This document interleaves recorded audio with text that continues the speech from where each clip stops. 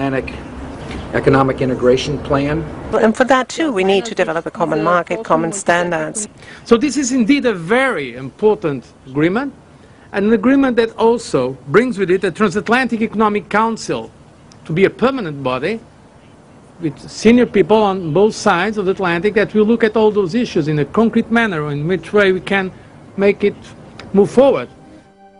The BBC reported that the US and EU had agreed on a single market.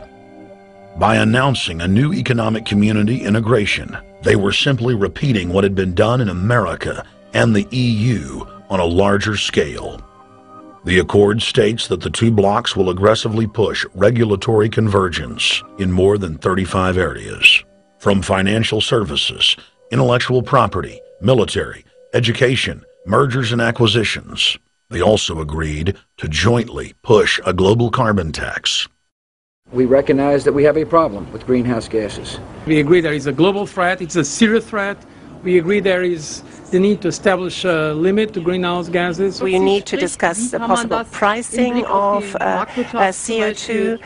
How can we translate this into a market economic compatible scheme? We have agreed to establish a high-level group, a forum. This EU-US result is translated into the G8, debated together with the outreach countries, China, South Africa, Brazil, among others, and India. A global solution to a global problem. If Bilderberg succeeds, America falls. All the victimized countries lose their sovereignty. Bilderberg is not a person, it's not an idea, it's an ideal, a very powerful group of people working together and for the positions of ultimate and absolute power, destroying every constitution on earth, no matter how powerful the constitution of the nation is. That's what these people do. The African Union arose out of the African Economic Community, set up in the early 1980s. The African Union is financed by a consortium of international bodies, governments, and corporations. The African Union Army serves as an enforcement arm for the New World Order's exploitation of Africa. In Asia, APEC and ASEAN have announced plans to form the Asian Union, consisting of Asian and Pacific nations, having more than 3 billion people within its borders. APEC will become the Asian Pacific Union, and the world is to be divided into 3 great regions for the administrative convenience of the world government in which the UN is to evolve. As the unions form individually, they are simultaneously merged to form the first planetary government. They're trying to destroy every nation on earth which is trying to promote progress, because these people basically they are landowners. They don't need progress because they control the land. If you take the most powerful man in London, the people who belong to the Council and the Committee of 300, who belong to the Bilderbergers, the British royalty, the Guelphs, the black nobility of Venice and Genoa, these people they're landowners.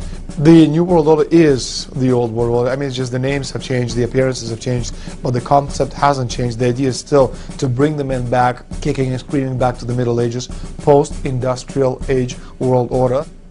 One of the things that is very shocking to most Americans is the fact that the United Nations Global Biodiversity Assessment, which came out in 1995, clearly shows that in order to protect planet Earth, we have to go back to a feudal system. They actually said that in the document. To craft a modern feudal society, the globalists are implementing a standardized North American Union ID card to track, trace, and control their serfs as they travel throughout the 3 regions of the NAU. Building on the massive displacement of humanity caused by globalization, the New World Order is rapidly constructing the physical infrastructure of the North American Union, the NAFTA Superhighway Control Grid. I'm Arthur Peterson, Colonel retired, the Army. I see things today that are happening that would make my friend who died in World War II turned over in their grave. To think that people would even consider confiscating land of farmers and ranchers and taking their homes away from them to turn it over to a foreign company in Spain which was controlled by Don Carlos Understand, a notorious socialist, and they get the tolls on Texas land for 50 years. The proposed Trans-Texas corridor would be a patchwork of superhighways and railroads stretching 4,000 miles from the border of Mexico, cutting through Texas to Oklahoma. A lease has been signed that would make Texas Highway 121 a toll road. A private Spanish company won the bid to build and collect the tolls for the next 50 years. These deals with private companies are being negotiated largely in secret, and many state lawmakers are worried taxpayers are being sold down the road. Critics say it's a threat to our national security. It's part of a plan for a North American integration being carried out by government and corporate elites without congressional or voter approval.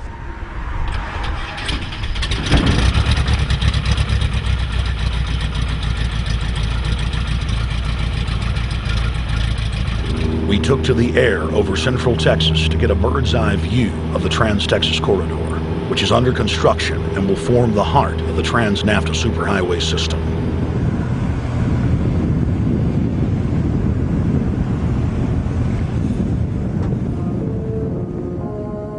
History repeats itself. 2,000 years ago, all roads led to Rome.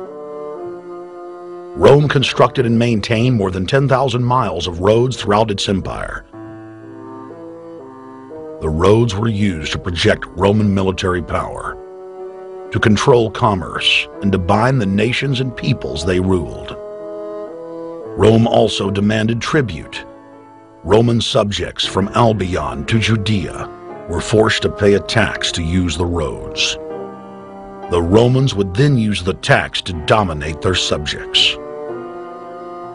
Today's superhighways are a powerful tool in the globalist arsenal.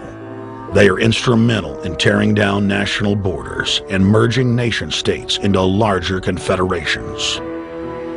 Foreign governments and corporations are predatorily seizing infrastructure across North America, but nowhere has their attack been greater than in Texas. Texas is the front line. Over 8,000 miles of existing roads and land are being handed over to government-backed foreign companies.